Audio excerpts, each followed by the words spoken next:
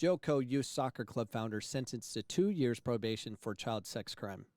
At least I got the title right, because last time I talked about this before he was sentenced, they have interesting wording for a pedophile. They call it, I believe, indecent liberties. I'll put a link in this video for those who want to hear my rant about indecent liberties. So this is former Johnson County soccer coach Jason Cummins, 37, pleaded guilty on July 28th to aggravated indecent liberties with a child. And that's such a nice wording. It's the only state that calls it this way. So Missouri. So they're the only ones that call it indecent liberties because of the age group. So if it's, I think, between 13 and 15 years old, it's indecent liberties. It's not child rape or busted for pedophilia or something like that, something horrible. They changed the wording of it so it didn't sound so bad, so we can get on with life because, I was arrested for indecent liberties with the child. But he'll just say indecent liberties, aggravated. With the child, reading on, Jason Cummins was sentenced to 2 years probation. If he violates that, he may be sentenced to up to 19 months in prison. An earlier version of this story and headline said he was sentenced to 19 months in prison with probation to follow. That's not true. So he just got probation. Let's find out what he actually did. I don't want to overstate things, but he put himself in a compromised situation. And I work with young women at Millennium High School. My whole coaching staff is all female. The reason being is I don't want to be in a situation ever where any girl could say something about me. I refuse to be in that situation. I will not be in that situation. And I will have backup because I'm never going to be in a situation where I don't at least have 1 to 2 other females with me documenting on what's being said for their protection, for the young girls I work with, and for mine. And it is scary.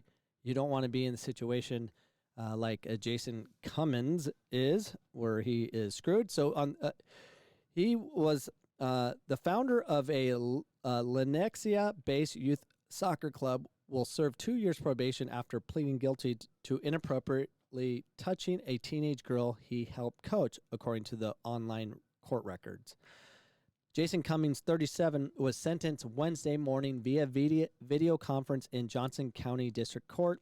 If he violates conditions of his probation, Cummins could be remanded to the custody of the Kansas Department of Corrections and sentenced to prison. In July, Cummins pleaded guilty to 1 charge of attempted aggravated indecent liberties with a child. Court documents show the victim is between ages 14 and 16 old. That's why it gets that special name. And here he is, this poor guy. Kansas City Star reported that Cummins had coached the girl since she was 9 years old before he helped found the youth soccer club, Arson FC. Gives an address. Don't care about that. Cummins was booked into custody on May 19th. According to the court records, the incident occurred in November 2019. The Star reports that Cummins was accused of taking the victim back to his home after lunch one day. There, charging documents say he gave her a lingering hug, asked to touch her, to which she said no. Then he had her sit on his lap and held on to her when he tried to stand up. Weird.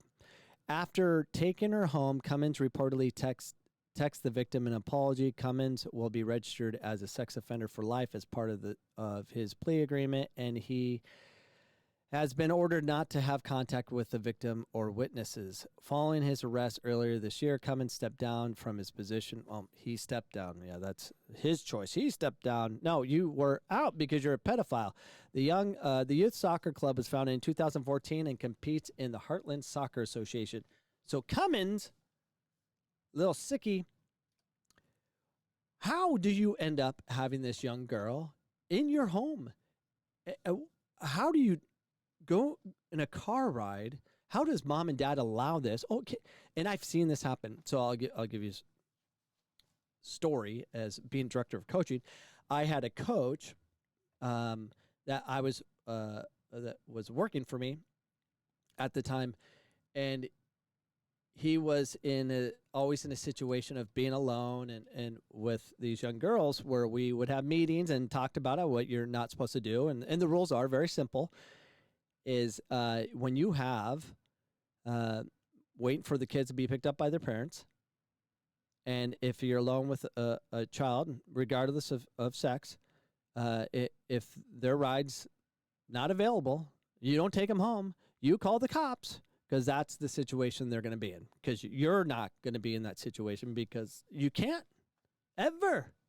And you can't touch them. Never. And as a teacher, in our teacher training, we're always prepared for that. We were instructed, at least through Arizona, at Arizona State University, where I did my teaching certification. You cannot. I mean, they taught you how to avoid hugs. You don't hug, you don't touch, just don't do it. You can't. Because here's the thing.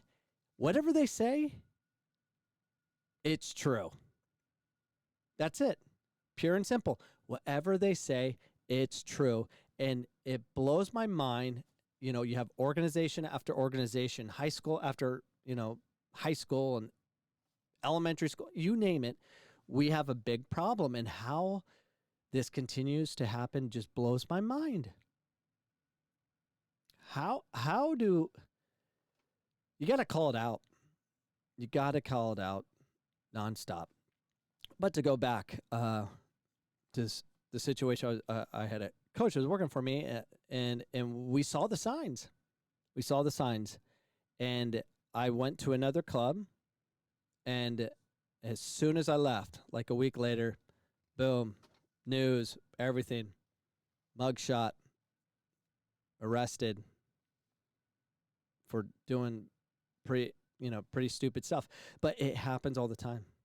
And if you are a club director, parent, whatever, if a coach or a teacher or anyone, if they show anything that shows that they have they're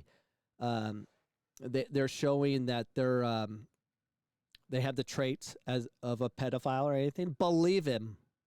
Believe whatever they show you. If they show, I remember I was taking at my church, you had to take a child protections class because if I worked with Boy Scouts and or young men at my church, and you had to go through this training, and it scared the heck out of me. Like it scared you straight, of you can't do anything, like nothing. And they talked about if you even touch their shoulders at all, just good job, like that. It's called grooming. So you're grooming them. So I remember another youth soccer club I was a part of, just as a parent, because I was transitioning out of coaching, because I'm done with youth soccer coaching. It's tough, and I don't envy any of you in the mix of it, trying to convince parents and players and families to do it a different way if you're in that kind of mindset of changing the game. Or you might be in the mindset of just keep doing the same thing over and over and over again, getting the same result, which we typically do in this country. But there was a coach that on my daughter's team that would just be touching all the time. And I was like, you can't do that. It's grooming. I remember all these, you can't do it, but you can't, before we're about to go in and they're just rubbing their shoulders. And I'm like, how can they do that? Of course, I reported it and stuff, and they dealt with it. And but whatever they do, believe them. You just can't do it. You just cannot do it. Can't touch. Don't touch. Don't touch children unless they're yours. Just can't do it. You cannot do it. So, good luck, Mr. Cummings, and your new. He'll never coach again. He can't be around kids forever, and he's documented forever. It's a lifetime punishment. Deserved. What a moron. Control yourself, my friend. We have problems. But if you see any tendencies whatsoever from your youth coach, let me know. I'll report them. Because if they do any of those things, if they groom your child, anything like that, believe them. They will take the next step. They absolutely will. I don't care if it's your best friend or something.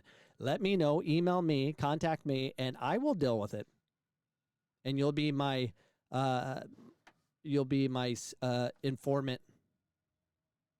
Just give it to me. I'll take care of it. No problem. All right. I'll see you guys next time. Peace.